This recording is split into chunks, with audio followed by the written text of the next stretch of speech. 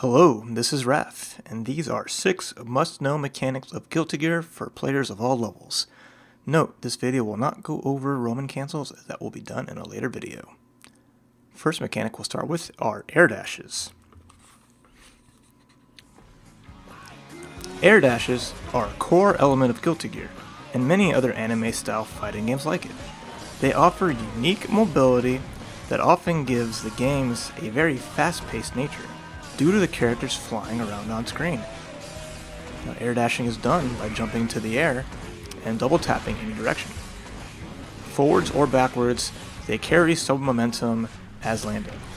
And you will note that every character's air dashes are different.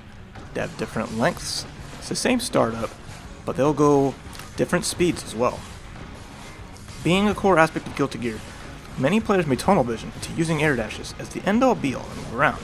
But like jumping directly at your opponent, being too predictable with air dashes can end up causing players to take a lot of damage, as you cannot defend during them. Instead, mix air dashing with other movement types, such as running, dashing, jumping, super jumps, double jumps, and other movement techniques. Being less predictable in your approach can make your battles last longer. New to Guilty Gear is the dash button, which can be set in the button settings configuration. With this button, it's highly recommended you use it, as all your air dashes and ground dashes will all be done with a single button press, making it so less susceptible to execution errors. This new tool is one of the most important aspects of playing Guilty Gear, in my opinion. Note that some characters lack an air dash. So, like Nagoriyuki and Potemkin, they cannot dash on the ground or in the air. Keep that in mind with playing and choosing the characters you like. And like mentioned before, air dashes are not able to block during them.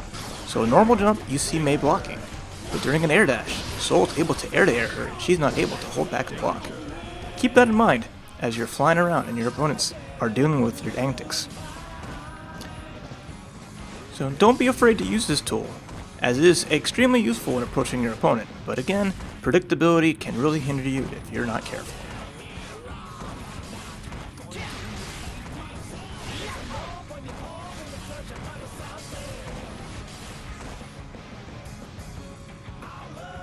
Number 2. Tension, also known as meter in other fighting games. Tension has a special gauge at the bottom of the screen for each character. This tension gauge, as it builds up, will allow you to use more advanced mechanics, such as Roman cancel, Faultless Defense, and overdrives.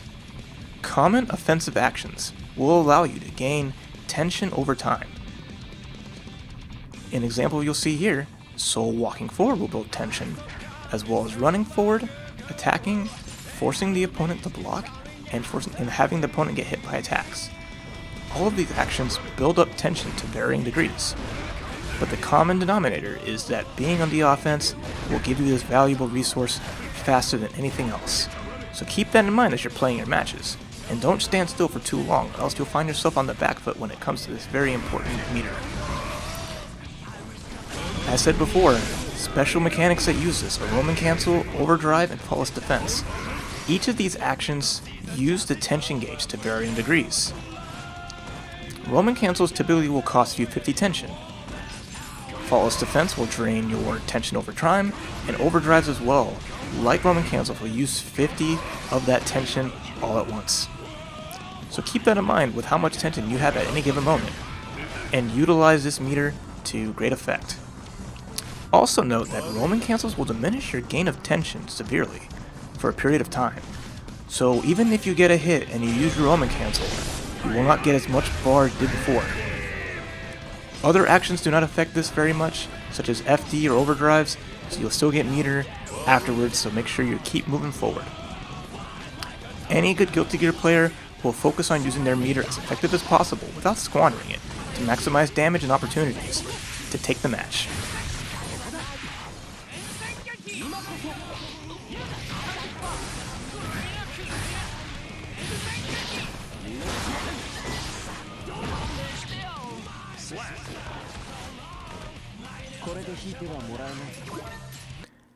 Number 3.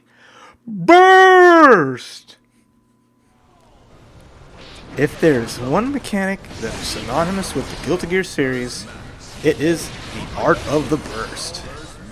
Bursting has been so important that it has its own icon and meter displayed throughout all the different games. In Strive, it is located at the end of the health bar right under it. Bursting is used as a combo breaker and is paramount for potentially turning the time of battle. It's a scarce resource and typically will only be used 2 to 3 times per match. As strong as it is, it could do more harm than good if a burst is done at an obvious point or if your opponent baits it out. Still, do not be afraid to use it to avoid head damage scenarios and to continue the fight. It will recover over time, and especially as you take damage. Whiffing a burst or having it blocked empties it entirely, whereas hitting with burst returns a small portion of the gauge, as well as gets your opponent off of you. Lastly, there is an important tool known as the gold burst. If a burst is done when not being hit in a combo, the burst will be gold, and if the burst hits, you will be given full attention for that round. Use this resource wisely, and it will take you far. Number 4. Faultless Defense, also known as FD. You've heard of blocking? We'll enter the world of super blocking. FD is an enhancement that makes your block animation glow green. This is performed by blocking and holding 2 attack buttons at the same time. Besides the green tell, you and your opponent will be pushed back further from each other, much so more than having blocked an attack normally. Use this to create space between you and your opponent and help get that offense off of you much quicker. Keep in mind though, just like blocking, Faultless Defense is susceptible to grabs. So if you're trying to use this mechanic to create that space, your opponent can get a free throw on you and get some extra damage. Besides creating space and stopping offense, Faultless Defense also negates any and all chip damage while you are using this technique. But keep in mind, using FD requires you to have some tension.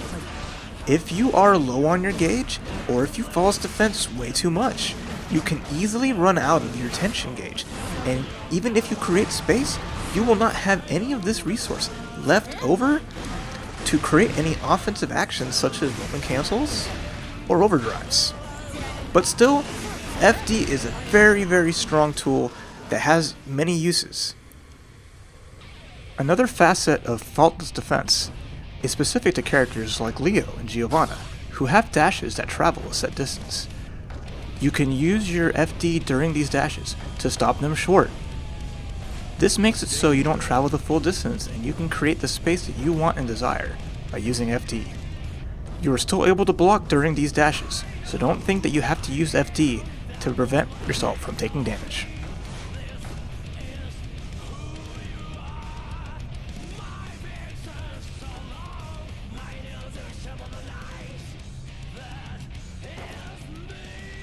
Number 5. Guts. Let's talk about Guts. Not the old Nickelodeon TV show, but a hidden aspect of every character in Guilty Gear Strive that affects the ends of their health bar. To showcase this, I have set Faust to low life, and will do a quick 2-hit combo with Soul of Slash and Heavy Slash. Let's see what happens. That is enough to KO Faust and end the round. Now, in comparison, let's take a look at May. May has her life set to the same as Faust previously, and we will do the same combo with Soul, Slash, and Heavy Slash, but this time you may notice different results. She survives with a pixel of life. Because her guts value is higher than Faust, she was able to survive with just a little bit of life left. Every character has a different amount of guts, so if you survive the round with a pixel of life, you can thank your guts. Lastly, number 6, Negative Penalty. Unique to the Guilty Gear series, Negative Penalty is a status your character can take that is designed to discourage backing away from your opponent for an extended duration. This negative penalty state can be triggered by backdashing multiple times, jumping back, or air dashing back in a short time period. Even standing still may activate this. The announcer will yell danger before you're about to be a negative penalty. If you don't change your tactics, the announcer will yell negative. you will lose all of your attention and put yourself at a severe disadvantage.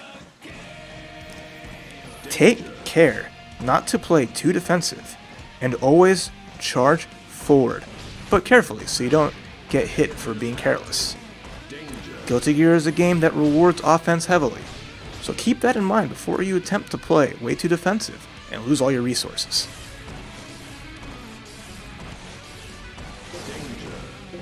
That concludes this video going over these Guilty Gear mechanics. My hope is that you leave this with a little more knowledge that will help you in your adventure in becoming a better Guilty Gear player. Thank you for watching, and please follow the channel for more videos that will ease you into the world of Guilty Gear. Keep on rockin'.